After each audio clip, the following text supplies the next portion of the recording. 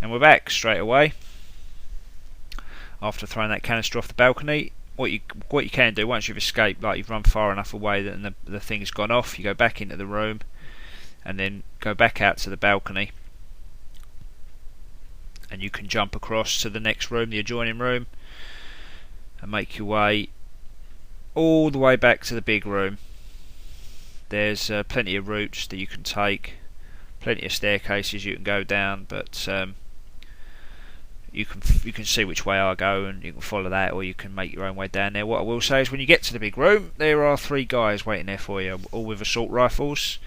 So if you're doing it on hard, make sure you've got a gun, because they will kill you sharpish.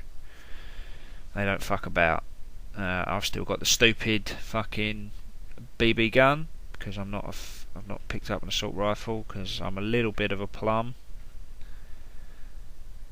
But will forgive me because I've been working hard doing this guide for all you people out there that need a little bit of help finding the stuff for the gold level.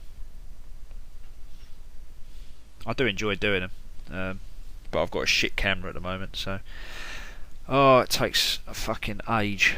But as soon as I get a decent camera, I'll hopefully be doing loads more. Not just obviously not Condemned because I've done that now, but other guides, other achievements.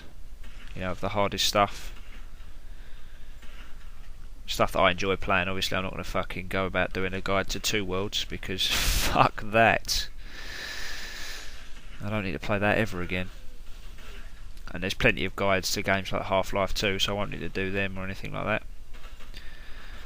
Anyway, once you've taken out these guys, then we can make our way downstairs to the 2 canisters that are in the basement. There is one in this big room, that one, but you don't want to take that one out yet. You want to leave that till last, and you'll see why later. So we want to make our way to the door under the stairs. Take myself some aspirin, and we go through this single door into the area with the bar, the long bar. And if you go behind the bar, there's more first aid kits on your left, and you go down into a room where there will be another 3 guys with guns. So again, make sure you're all equipped up. That guy will run away and he'll move round to the left. A guy will come out of a door to your right, and there's a guy straight on. And you want to take them out with your nice zoomed in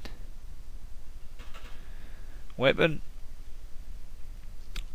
and you can move through this area towards the boathouse.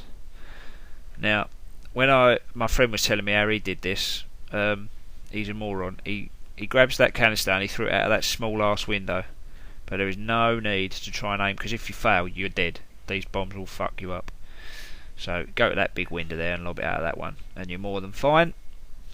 Now, before we go and find the second one, which is really close to this one, it's just in a bar area around the other side, we'll go and do the last little bit of detective work, which is taking a picture of this little Oro fucking scrawlings in the wall.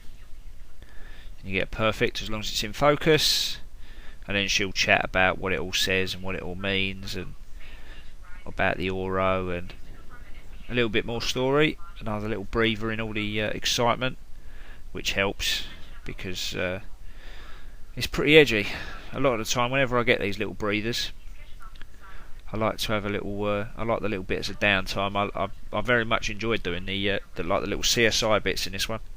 They were much better than the original one, and a lot more detail. And you have to really, some of them like that lift shaft in the doll factory. Some of them, you really have to look around, finding the room number. Super sleuth that one out. There's a locker there, 3 first aid kits and a battery. You haven't seen me using my taser very much because I don't really, but you can. In any case, when you come back up here, there is another lead that leads under the stairs. I'll whip out the UV light and show you it. If you come round to the bottom of the stairs, you'll see it.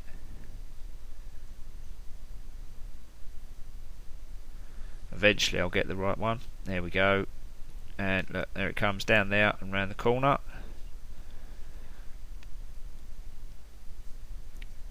And we go through the door at the end of the hallway, can safely run around because I've taken out pretty much every bastard in the game.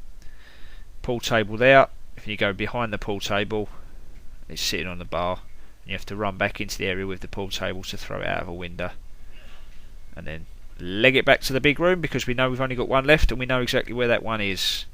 It's in the big room itself.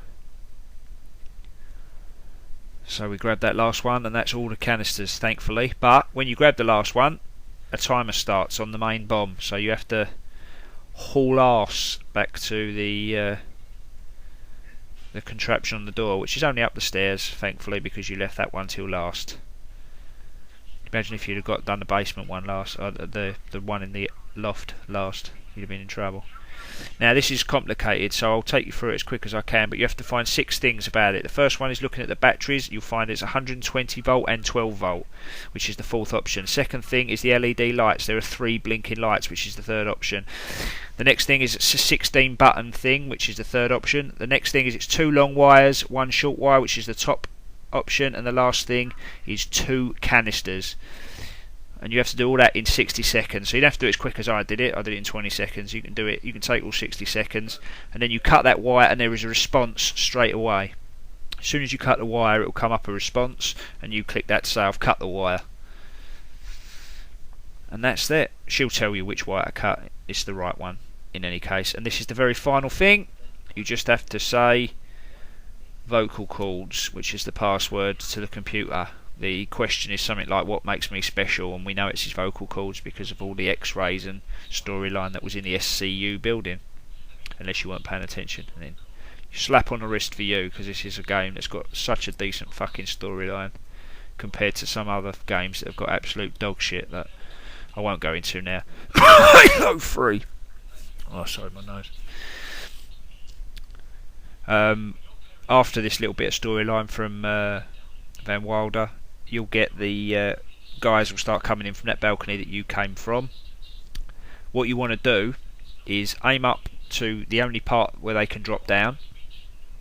You'll see me do that, and back right off into the corner. If you stay where you are now, you'll die. You want to back right the way into the corner, because look, when you get saved, someone will come crashing through the wall right where I'm standing now. So you need to back right up.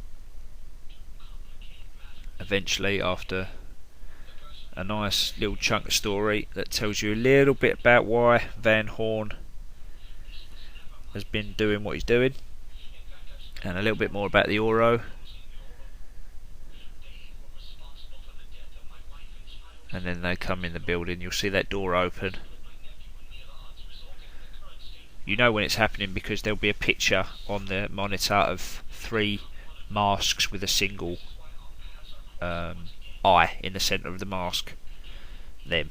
And that's when you know the door will open up top, and a guy will come in. They'll start blasting at the hard drive, and it'll blow up.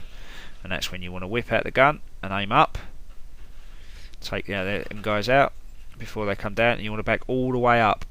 I haven't backed off quite enough yet, I don't think.